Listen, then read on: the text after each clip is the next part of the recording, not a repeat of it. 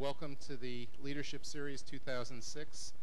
This is our last presentation for the spring, and those of you that have attended every session, I think we promised a certificate.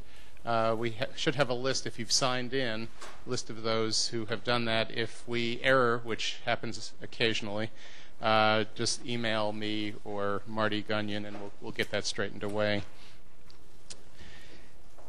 We would like you to fill out the evaluations. We're interested in all aspects of the evaluation, but particularly what you might like to see for future series, particularly for next year. And we're going to start on that process pretty soon.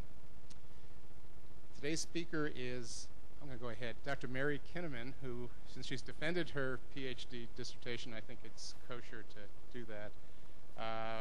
But actually, it's true. She's actually receiving her PhD tomorrow from University of Missouri, Kansas City. So, yay.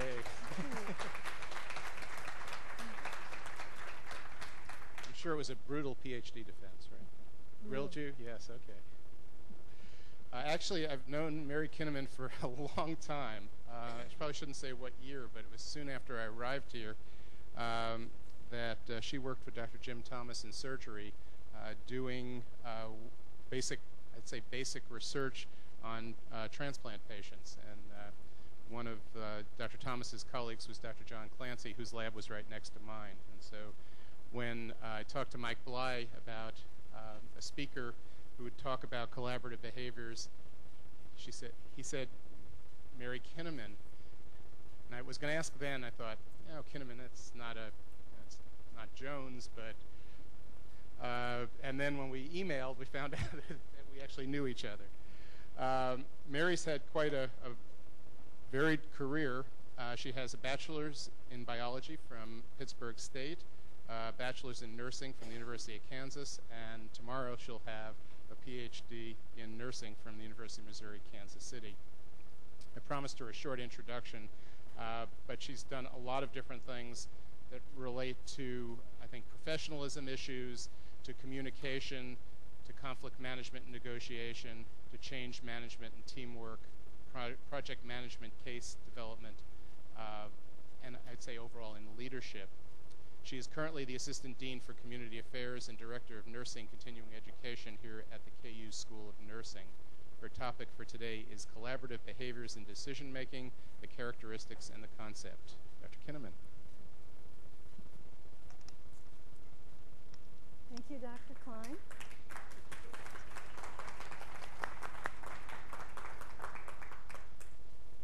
And thanks to all of you who made time in your busy schedules to come and share today some of the things that I found in my studies that I think are applicable to you in your work. I really appreciate the opportunity to talk to such a wide audience, a wide and varied audience about this important topic.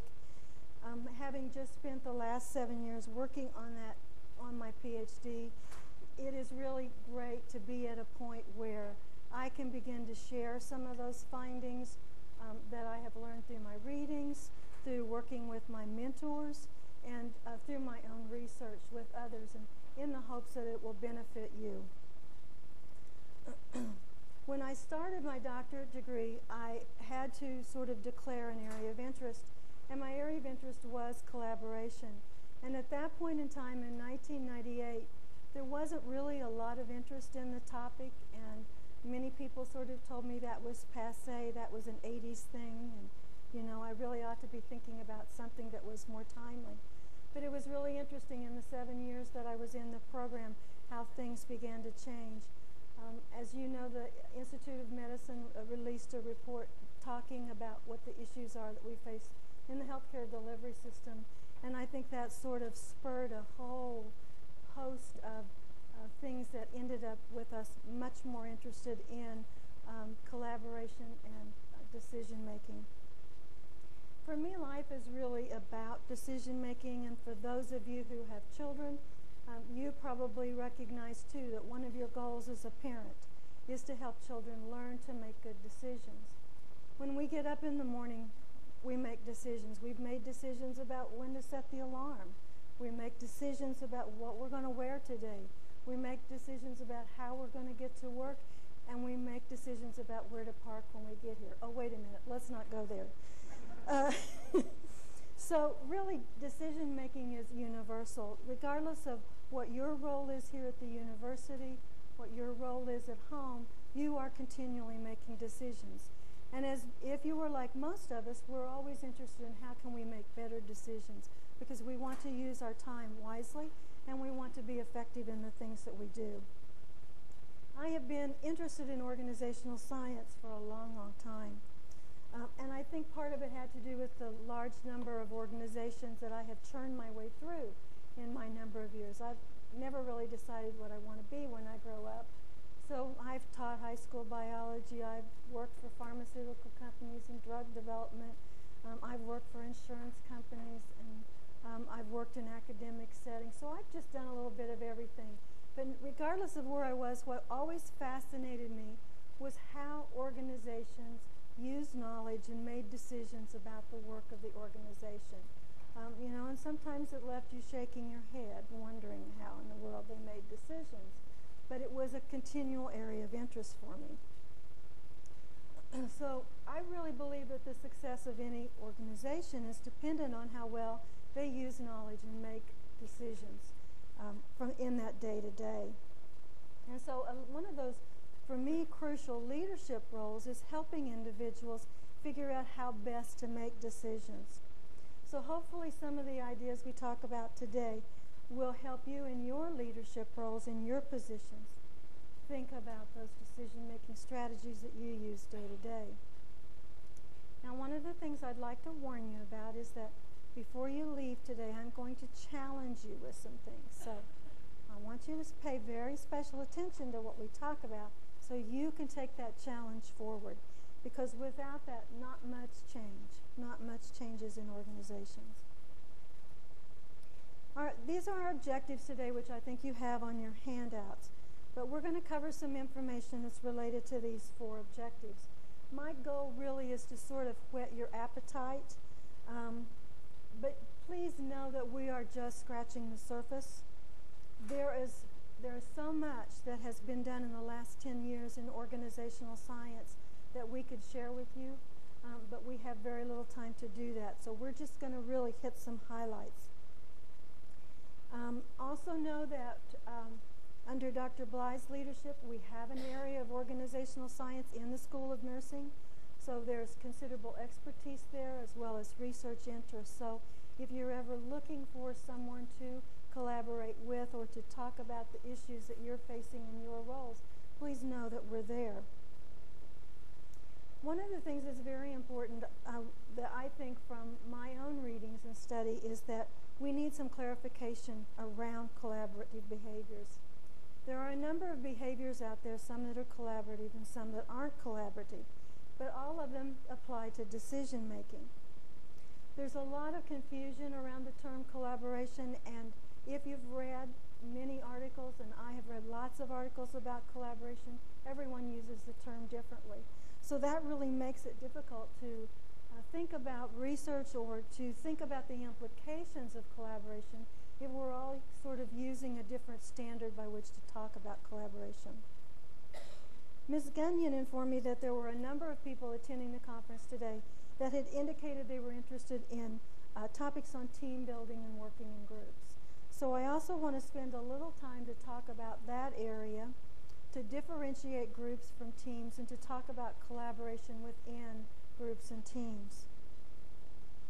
And then finally, I want to look at how leadership and management relate to collaborative decision making.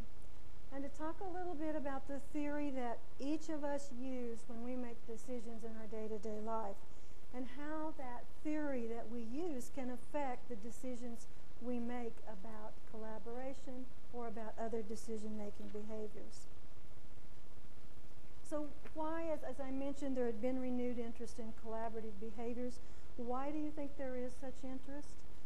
This was the picture that Mike used, Dr. Bly used in his first presentation, and I really think it does a nice job of really summing up why we've become so interested in decision making. And if I were to boil it down to one word, it's complexity. what we have created in the healthcare system, which is the system that you are finding yourself in, is very, very, very complex. And in fact, in some of the articles and so forth that I've read, the authors continually point out of all of the organizations that they've tried to study, the healthcare system presents the most complex organizations. So when you think about why it's complex, we know it's a huge business. It consumes nearly a fifth of our gross national product. We ration healthcare through financing and reimbursement processes that in themselves consume nearly as much as what we spend on drugs, which many people complain about, and even nursing home care. So the administration piece, because it's so complex, eats a lot of those dollars. We also spend a significantly larger amount on healthcare than any other country in the world. And that would be great if our outcomes were indicative of that expense, but they're not. Because when you actually look at our healthcare outcomes, they are not as good as many other countries that can spend considerably less. And in addition, we have 47 million people that are uninsured, so they lack access to appropriate health care. And there's many, many more that don't have enough coverage, so they aren't adequately covered. We have created role after role after role after role. Through the years, because of the increased specialization of healthcare, the increased technology, the increased use of drugs, we have created specialties and subspecialties and sub-subspecialties to deal with that complexity in healthcare. We have an aging population that has multiple chronic conditions, and trying to figure out how to manage these patients in that complex environment has become increasingly difficult. So again, more and more complexity. Imagine that poor patient who is he himself trying to manage that system, which he assumes is there to coordinate his care. And what usually he finds instead is that each little entity is an entity to their own, who has not connected with the other entities around them to provide any type of continuity of care. So he's also faced with those problems of receiving adequate care, and the result is really, really a problem, and something that through the Institute of Medicine we've actually begun to quantify. And some of the things that the Institute of Medicine, of course, has told us is that we need to provide patient-centered care. And as part of that patient-centered care, we need to provide a team-based environment, and we need to provide evidence-based care. What's fascinating, though, is that you look at those two initiatives, and as you understand and think about collaborative behaviors, you determine or decide that there's really different behaviors involved in those two things that they've told us to do. So we face a paradox. Some of the information that we know from the literature that is driving some of this increased concern about collaboration is that 70 to 80% of our healthcare errors are due to human factors that are associated with interpersonal interactions.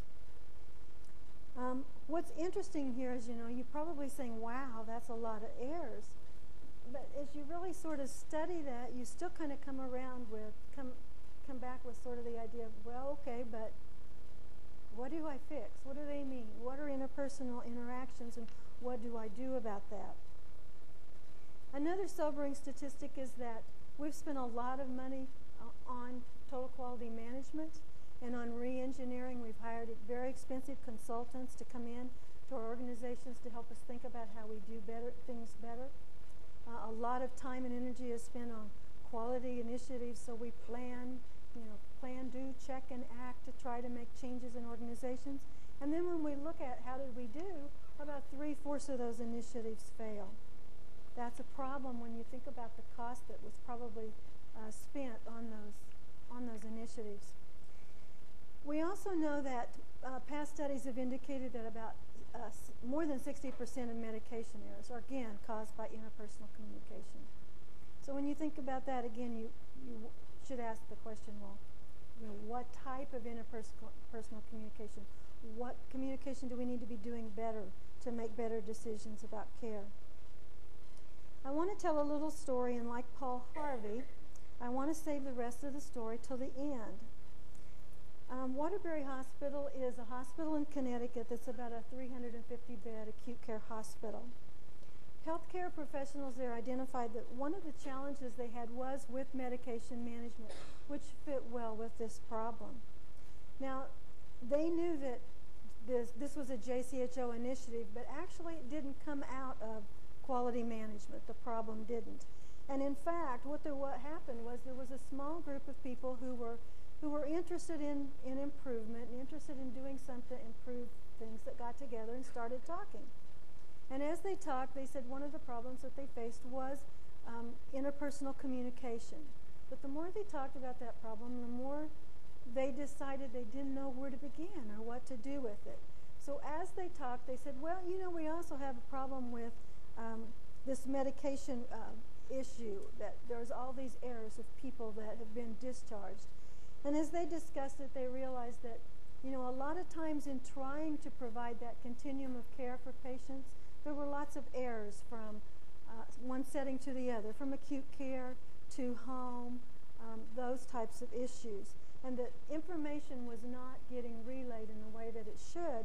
And they ended up with patients who were ended up taking multiple medications because they didn't know they were supposed to discontinue a medication when they got home because they had used a different one in the hospital. So patients were taking double doses of antihypertensives and all these other things. So they knew that they had a huge problem, and they began to brainstorm what they'd like to do about that. So what they did was, I think, fairly novel. Now, when they began to look at this problem, what they identified that was in their little study was that only 13% of professionals used effective communication when they were discharging their patients, and that 49% of these discharged patients had a problem with their medication when they went home.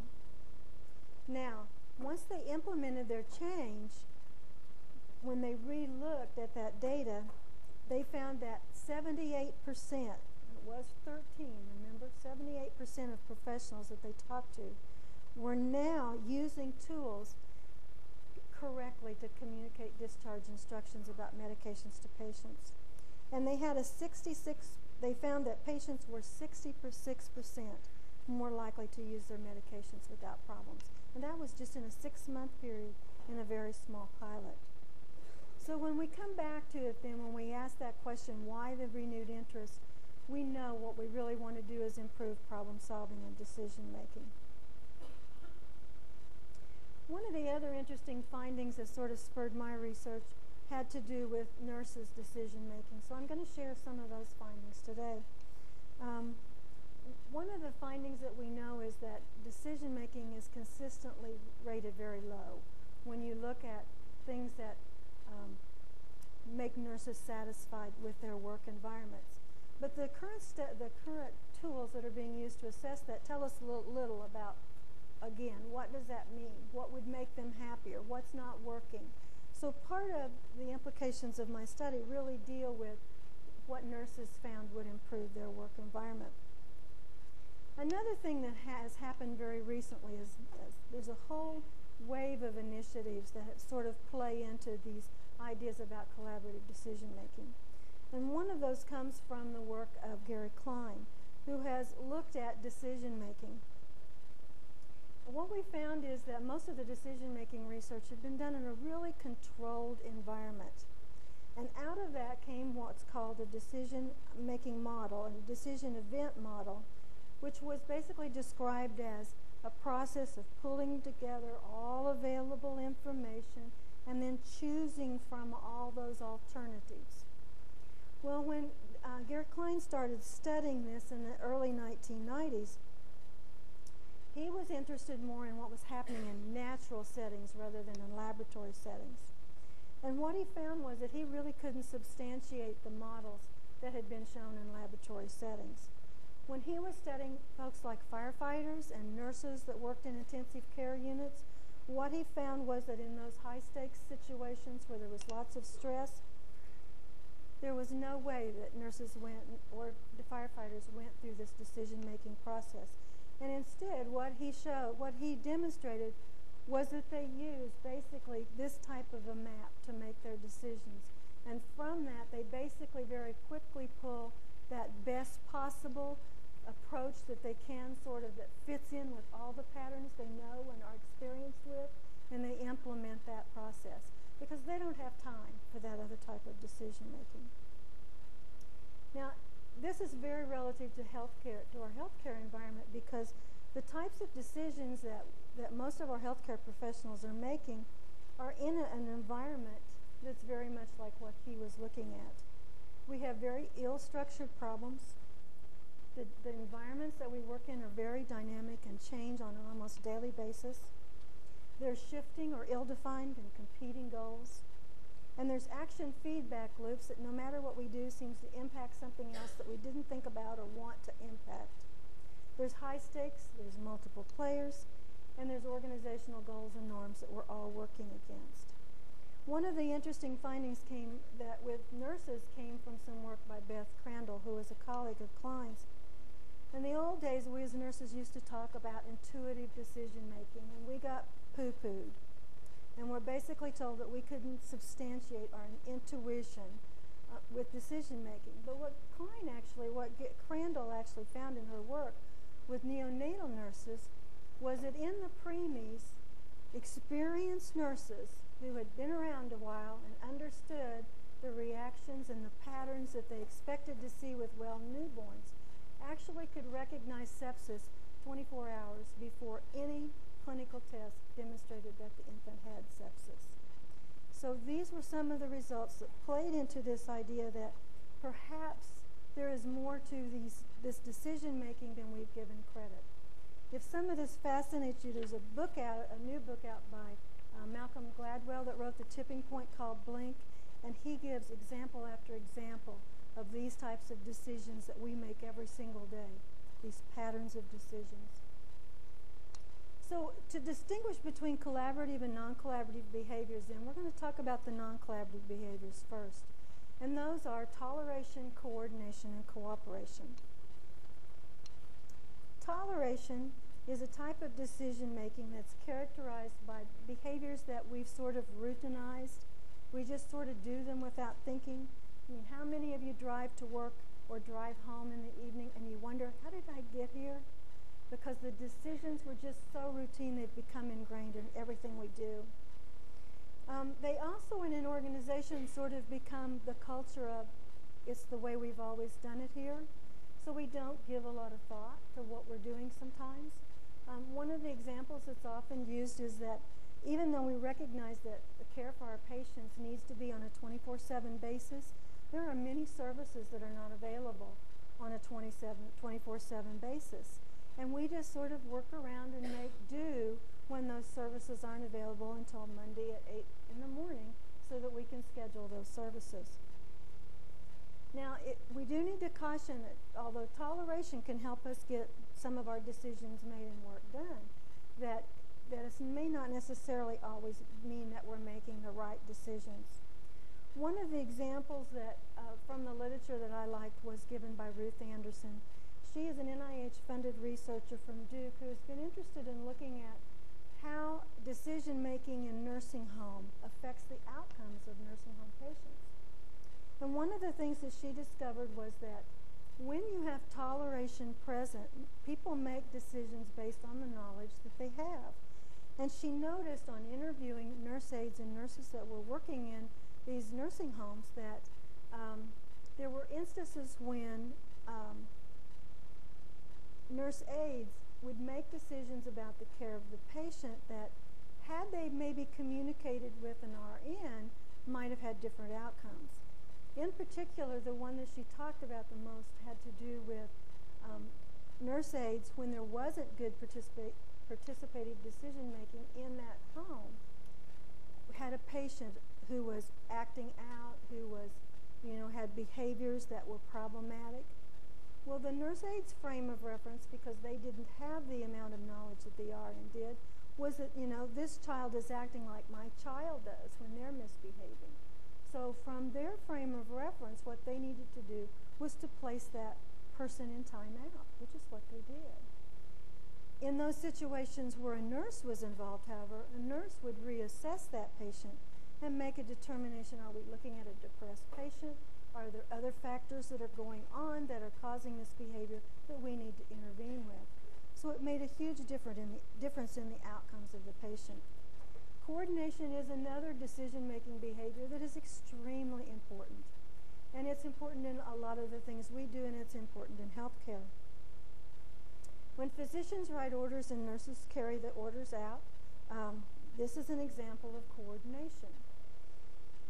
The use of evidence-based practice, care paths, the use of electronic records where we can communicate back and forth with each other are, again, ways that we can improve coordination. In my research, the nurses told lots and lots of stories about coordination, and they viewed it very positively because improvements in coordination enabled them to be more effective and efficient in getting those 5 patients taken care of on their shift and getting all of those things done that needed to happen for that patient. Now, what this requires is that individuals be responsible for their behavior to make coordination work. And when that doesn't happen, what the nurses in my study did was express dissatisfaction, seeing that as barriers to them providing effective care to patients. So if they can't read the notes, for example, that was perceived as a barrier to their decision-making. Delegation is another type of decision-making that we see lots more of by nurses because we have more aides on the floor because we have fewer nurses available. And the nurses in my study were extremely satisfied with their aides to assist them with that coordination of care. Finally, as we move to cooperation, cooperation is a level where we now start to have actual interaction, face-to-face discussion type interactions, where we're looking at working together for mutual benefit, in this instance for the patients. We have shared objectives, but the one thing that we do have is that people still maintain their professional identities. So there's roles and expectations of the physician, there's roles and expectations of the nurse. So in the discussion that we talked about before, where the physician writes an order and the nurse carries it out, one of the things the nurses also talked a lot about on this particular floor was their responsibility in their professional identity to assess the patient and to be continually identifying when there might be a time when you didn't want to administer a medication. Maybe their blood pressure was high. Should I give that antihypertensive? And then calling that physician with the necessary information that he needs to make a decision about, do I need to change that order or what do I need to do? So again, cooperation is a good decision-making behavior that the nurses identified as very appropriate and needed. Finally, the collaborative behavior, which we came to talk to today, basically is collaboration. As we talk about collaboration, we have tried to more clearly define collaboration than what you'll sometimes see as the definition of collaboration in the literature. Collaboration, we see, as is a process that fosters innovation and advanced problem solving. It's among people who are of different disciplines, organizational ranks, institutional settings, and potentially of different experiential level. They band together for advanced problem solving, and they discern innovative solutions without regard to discipline, rank, or institutional affiliation. So what we're looking at here is a balanced table where people can truly work together to come out with the best solutions. So they've suspended professional identities to get there. And then they enact change based on that higher standard of care that they're trying to achieve. Begun, Zimmerman, and Dooley provided a great example of collaboration in an article they wrote in 1997. At that time, AIDS was considered to be an intractable problem in developing countries. And that assumption was based on that decision was based on 5 basic assumptions. The first one was that the impact of today's interventions and prevention efforts are going to take a couple of generations to play out. The second was that the cost of the antiretroviral drugs was really out of reach for the poor countries. So, how could they possibly overcome this. Third was that treatment was a luxury in poor countries, and most countries can't afford. So usually they choose one or the other, and most opt to go to look at prevention and see how they can manage it. And then next was that we have a lot of uneducated and illiterate patients who can't manage these complicated drug regimens. And then finally, meaningful solutions require sophisticated, integrated national health care systems. These were the assumptions that they were working from as the World Health Organization talked about how they were going to start to manage AIDS. Now, while the World Bank in 1992 said that estimated, based on these assumptions, that Brazil would have had 1.2 million cases of AIDS by the year 2000, they in fact only had 500,000 cases. So what Brazilians really did was they really took those challenges and they didn't take those assumptions as limiting their ability to make change. Instead, what they did was they collaborated and talked about how they could get there, how they could achieve control of this awful disease. So rather, they asked about how the cost of drugs, for example, could be reduced and so that everybody could get treatment, rather than just assuming that, well, they couldn't provide treatments because the drugs were too high. They asked how they could achieve their prevention goals while treating those that were infected, rather than just taking the one or the other approach. To address the first question, what the Brazilian government did was they produced a generic alternative of the antiretroviral drugs.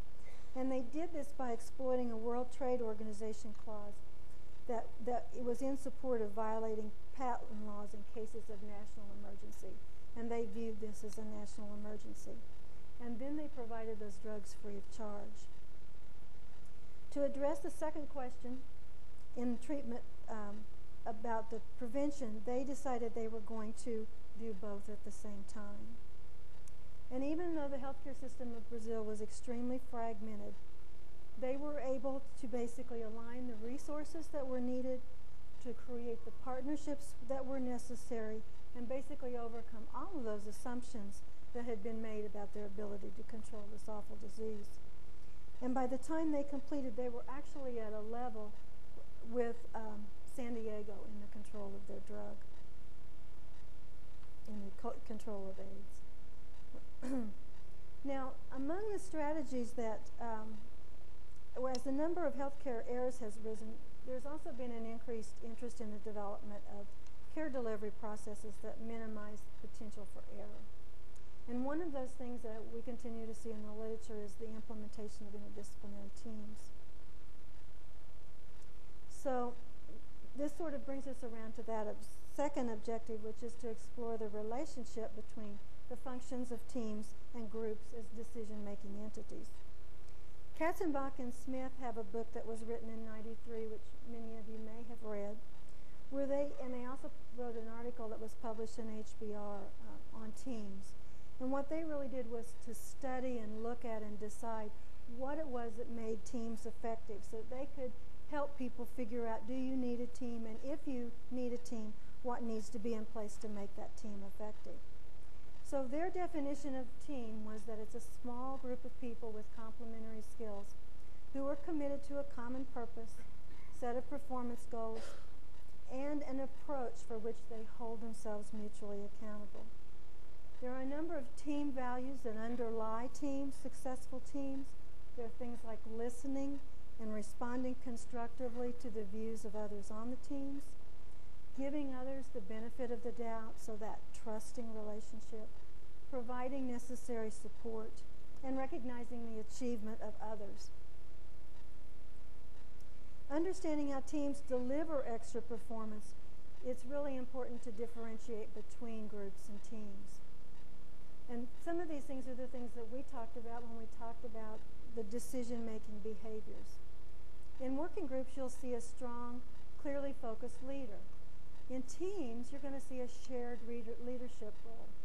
Because remember what we talked about collaboration, we talked about having that equal playing field, that there's not necessarily the hierarchy that you see in organizations. In working groups, you usually hold individuals accountable for the work to be done, but in teams, What you're really interested in is the products that the teams produce. So in groups, you have individual work products. On teams, you have collective work products. Working groups are, they do things like run efficient meetings. In teams, efficiency is not as important as having the open-ended discussion and active problem-solving meetings. Working groups also measure their effectiveness by how well they influence others, so they look at things like financial performance, where the teams actually look more at those work products. Have we improved the outcomes, for example? So working groups basically discuss, decide, and delegate, and teams discuss, decide, and they actually do the work together. Teams add value through the people that are on those teams. And some of the things that come out of good teams are that you have improved morale. People have more fun when they have a team that's working well.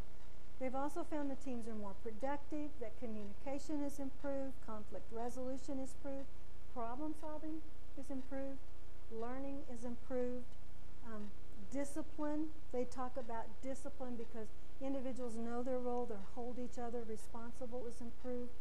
And they also are able to speed up changes in organizations, because one of the things we know is that we can make decisions and 12 years later we might make a bit of a change. So teams can speed that. So teams have the advantage of helping organizations learn faster and adapt quicker through those people. Now, with teams also come some issues, and probably all of you that are sitting there are fully aware of those issues. There's much resistance. There's many times in organizations a lot of resistance to teams. When teams are challenged to implement an organization, in complex organizations like healthcare organizations, it's daunting just to think about who should be on the team. So if what you're trying to put together is a small team and you've got individuals that maybe should be on that team who are working 12-hour shifts and are there 2 days a week, you have a daunting challenge before you to think about who needs to be on that team. There's also a real lack of conviction about the effectiveness of teams, and most of you have probably worked on something called a team and felt it was a dismal failure, that it didn't initiate change, that ended up being huge griping sessions and nothing really got done. So that sort of sets up a history that makes people fairly resistant to teams. The other thing that's important is that you have to really have an organizational environment in place that really supports the risk-taking that's involved in putting teams together. Because there's real discomfort that's involved in making significant organizational cultural changes, and you're not always going to make perfect change, so there has to be sort of this risk-taking environment that's present.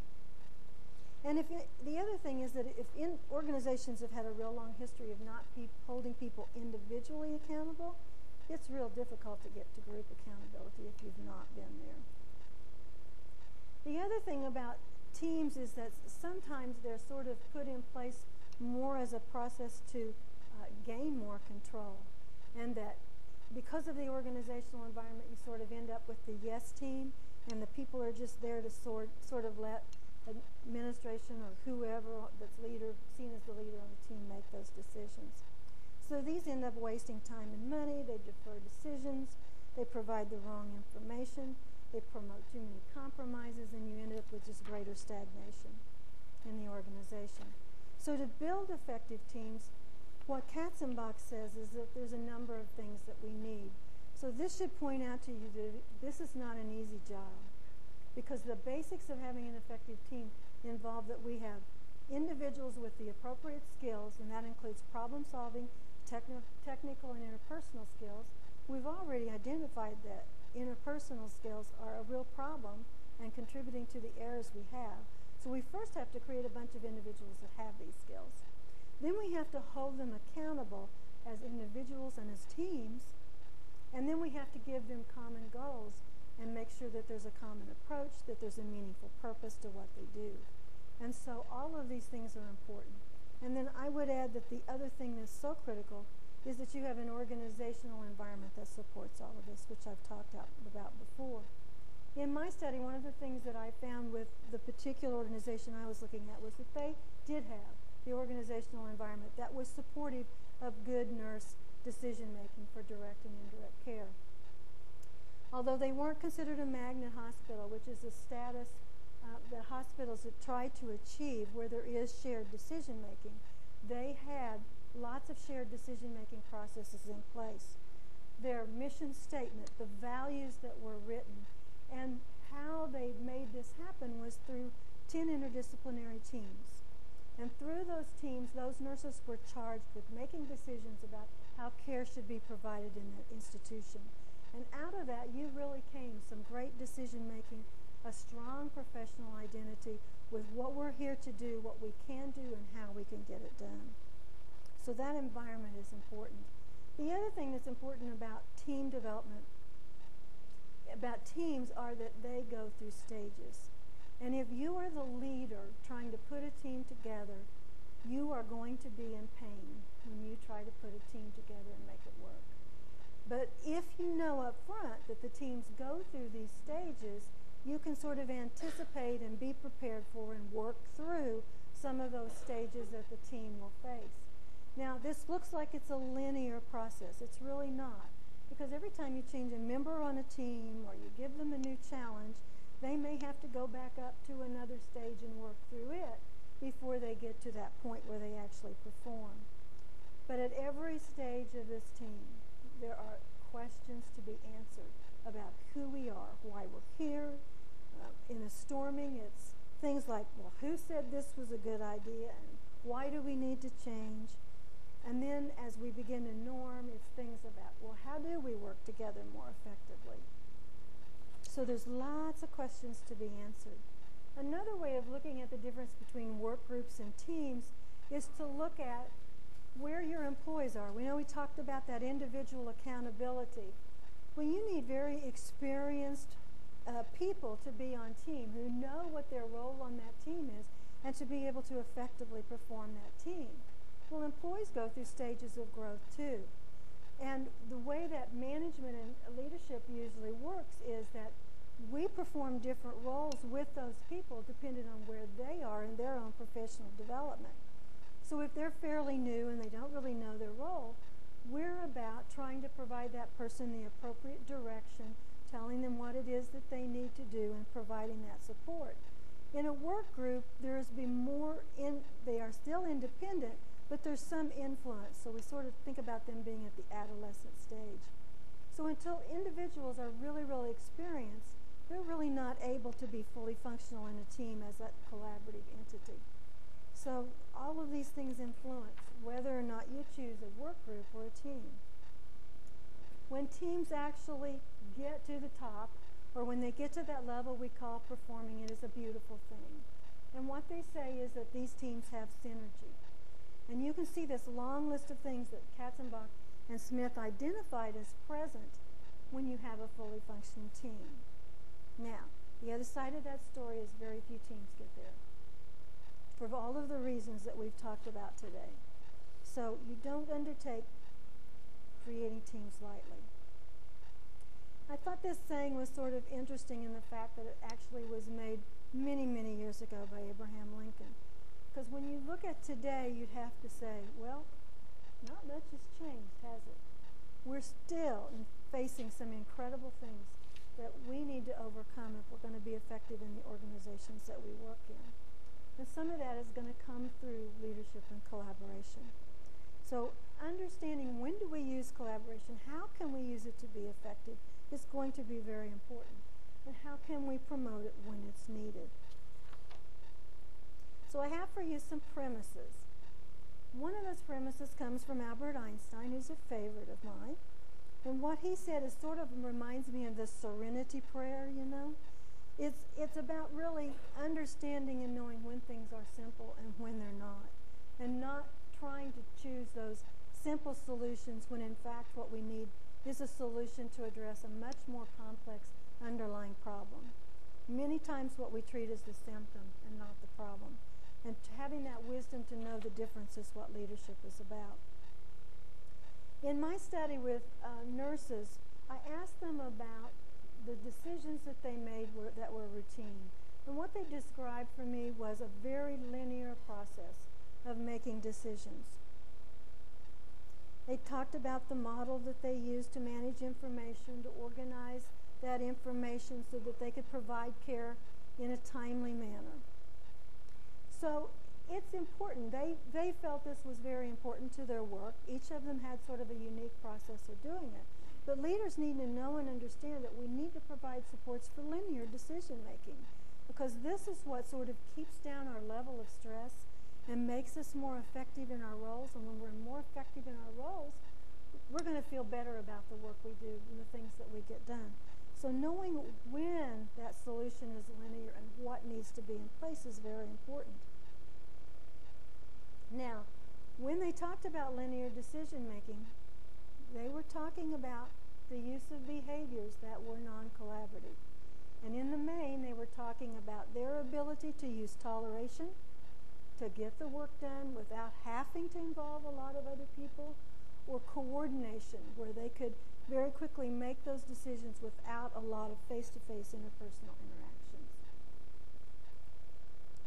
However, when I talked to them about decisions they would consider complex, the stories they told me were much more nonlinear in nature.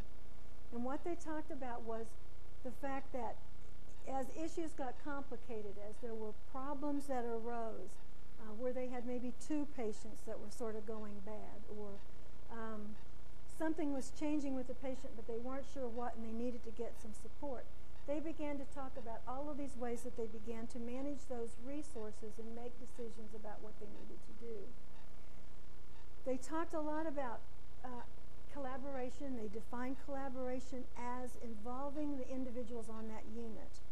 So this was a little beyond the scope of what we had defined collaboration going into the research project as, because they collaborated with the nurses on the unit, which they did not do. They didn't really work with the nurses so much on the unit when they were in that linear mode. But once we got into a mode where things became complicated and complex, they pulled them in to say, have you ever seen this before? What are your suggestions? What do we need to be doing? So these types of things that were going on were about cooperation and collaboration. Now, one of the things that they did not ever share with me was a collaborative event with a physician. By the time it got to the attending physician, they went into their professional roles. The information that was shared was very much in terms of cooperating to get these things done.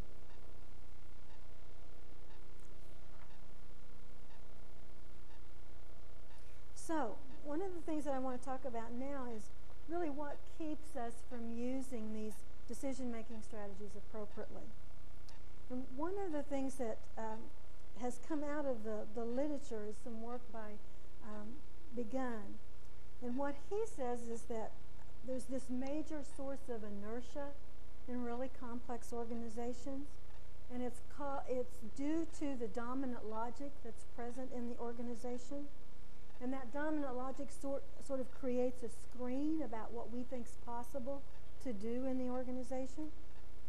So according to him, we have data that's flowing into the system, but what that organization does with that data is how that organization learns. So we see that reflected in the structures that are in place, the values of the organization, the performance measures that are used, and about those behaviors that are reinforced in the system. How successful are you at initiating collaborative behaviors with others? Do others make the time for those types of interactions? In stable environments,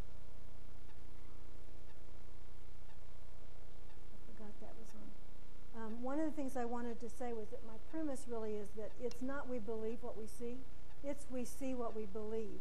We see what we believe based on that dominant logic. So in stable environments, dominant logic is a really good thing because it enables us to make very quick decisions about what we need to do. But what we've talked about today is how complex our environments have become. So we can only use that decision making in a situation when things are stable, not so much when they aren't. So you might ask, well, how did we get here? Why is it that we use so much of this decision making that's very linear in nature and that we think this is what we need to use?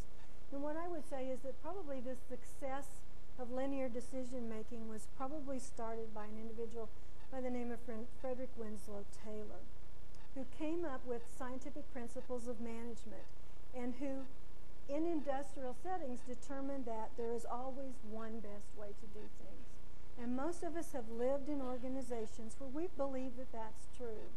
And it's only as complexity has increased that we've begun to understand that there isn't always one best way. That way that we do things is really dependent on the organization that we work in, who's involved in the decision, how complex a situation, how many possible ways that you can solve the problem. In other words, how nonlinear situations might be. Premise number 3 then is insanity is doing the same thing over and over, expecting different results, which is another one of my favorite quotes that's been attributed to Einstein. Some of the figures that I provided you at the first of the discussion should help you understand that we continue to do things over and over and get the same results. And until we begin to think about how we use nonlinear decision making to solve some of these complex problems that we have, we're going to continue on that route of insanity. We know that there's many factors that impact our decision making, and because of that, we have to, again, look at how can we begin to make decisions more effectively. The last premise is that, and this is where the paradox comes in, is that status-driven hierarchical processes that most of us live and work in really undermine analysis and problem solving because they come from the linear model, that you always have to go up to get your solutions to your problems.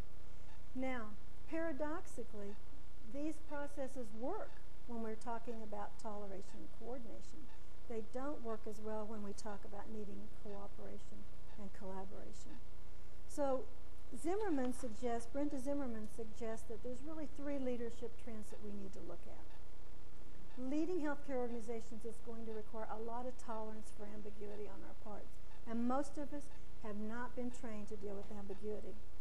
We're going to need an appetite for novelty, which means we're going to have to be able to take risk, and a capacity to act even in the face of uncertainty.